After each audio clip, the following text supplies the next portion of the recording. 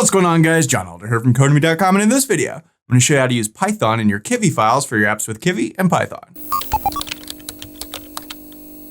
All right, guys, like I said, in this video, we're going to look at using Python on our Kivy files. So you can't really tell from this app, but now when we click this button, the word looped gets printed on the screen a bunch of times because I put a Python loop in our Kivy file and it actually executed it and then put it out onto the screen in our app. So I'm going to show you how to do this and any other kind of Python code you might want to do in your Kivy file itself in this video. So let's head back over to our code. I'm using the Sublime Text Editor and the Get Bash terminal as always. And as always, you can find a link to the code in the pinned comment section below, as well as a link to the playlist with all the other Kivy videos in this series, over 50. So go ahead and check that out if you haven't so far.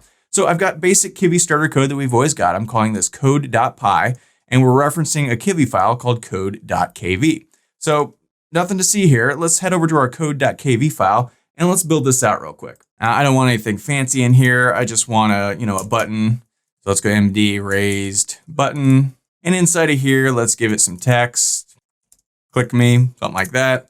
And maybe we want to give this a position hint of center underscore X of what, like 0.5 maybe. And center underscore Y, also 0.5, something like that. And that's fine for now. Let's also create a label, MD label. Let's give this an ID of, I don't know, our label. And for now, let's give it a text of nothing. And we also might want to position hint this guy. I'm just going to copy this. But let's say, I don't know, 0.95 by 0.4, something like that. So let's go ahead and save this and run it just to make sure this looks okay. Head over to our terminal. I'm in my C KivyMD directory. I've got my virtual environment turned on. And let's run Python code.py. And when we do, we get a basic layout here. We've got a button in the middle. Nothing happens when we click it. We've got a label down here, but there's no text in it, so nothing shows up. That's what we would expect. So now, what if we want to run some Python code on this Kivy file? In the past, we've done all of our Python stuff inside of here. What if we want to do Python here? Can we even do it? Well, sure we can. So let's go on release. So whenever we actually click this button, we want to do some Python. So what do we want to do? Well, let's start out with a basic for loop. So let's go for I in, and let's say range of 5 or so. We want to do this 5 times. So here is the tricky part. You have to actually do all this on one line. Not really, and I'll show you how to get around it. But to begin with, you need to do all your Python on one line. That's the tricky part. So we can go, what do we want to do? Well, let's just print, it worked. This will print to the terminal, right? So let's go ahead and save this, head back over here and run it. But before we do that, if you like this video and want to see more like it, be sure to smash the like button below, subscribe to the channel, give me a thumbs up for the YouTube algorithm, and check out codemy.com where I have dozens of courses with hundreds of videos that teach you to code. Use coupon code YouTube1 to get $30 off memberships, all my courses, videos, and books for one-time fee at just $49, which is insanely cheap. Okay, and a commercial, let's run this guy.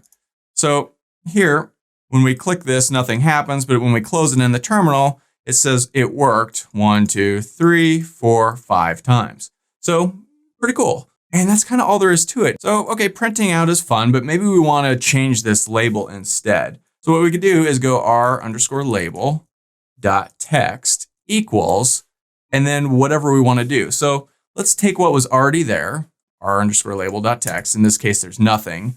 And then we want to concatenate like a new line and the words looped, something like that. Now you can see this is already starting to get unruly since this is all on one line. It's kind of hard to read. It's kind of hard to work with. I'll talk about that in just a second. So first, let's go back here and let's run this guy. And now when we click this, boom, it changes that label. Very cool. So, all right, what if we've got a lot of Python code to write and we can't just keep doing it all on one line like this? How do we get around that? Well, we can use the Python, I don't know what it's called, continuation character or something, which is basically a backslash. And then we could put stuff on another line. Now, you're gonna be tempted to tab this in because a regular Python for loop, you would tab it in, right? But you can't do that. It has to be in the same tab area that the first line started on. So these two things will line up, which is, kind of weird. But if we save this and run it, we can see, boom, that works. So very cool and really just that easy. Now, what else can we do? What if we want something from our Python file, right? So maybe we've got some text here. I'm going to call this some text and set it equal to hello world, right? what if we want to use this variable inside our Kivy file? Can we do that? Yeah, we can. So instead of it saying click me up here, maybe we want to use that variable. The variable is called SumText. All we have to do is call app.SumText. So if we save this and run it, now our button says hello world where it used to say click me. And that hello world is just this thing right here, this variable that's sitting in our Python file. So very cool. What else can we do? Well, let's say we've got a list over here, our list.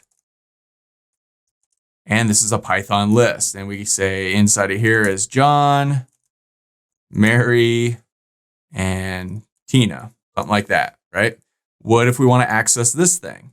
Well, we can. So instead of calling for I in range, let's go for I in our list. But remember, we have to call app.ourList. And then here, maybe we want to print out, not the words looped, but whatever I is. So we can do that, run this guy. And now when we click this, boom, John, Mary, and Tina get printed out to the screen. So very easy to swap things in and out from our Python file into our Kivy file. You know, it's a little weird with this backslash, and we can continue. So like anytime we want another line, we can just, you know, keep going like this, use this backslash. Now this is kind of ridiculous looking, but still valid. If we run this, we're going to get the same exact thing. It's just on multiple lines, but you can sort of get the hang of, you know, playing around with formatting this in a more readable way using these slashes as you go along. So that's how to use Python in your Kivy file. A couple of little weird things you'll run across doing this from time to time, but it shouldn't be a problem and you can play around with it and usually get it figured out. And that's all there is to it. So that's all for this video. If you liked it, be sure to smash the like button below, subscribe to the channel, give me a thumbs up for the YouTube algorithm, and check out codemy.com where you can use coupon code YouTube1 to get $30 off membership. So you pay just $49 to access all my courses, over 47 courses, hundreds of videos, and the PDFs of all my best-selling coding books. Join over 150,000 students learning to code just like you. My name is John Elder from codemy.com, and I'll see you in the next video.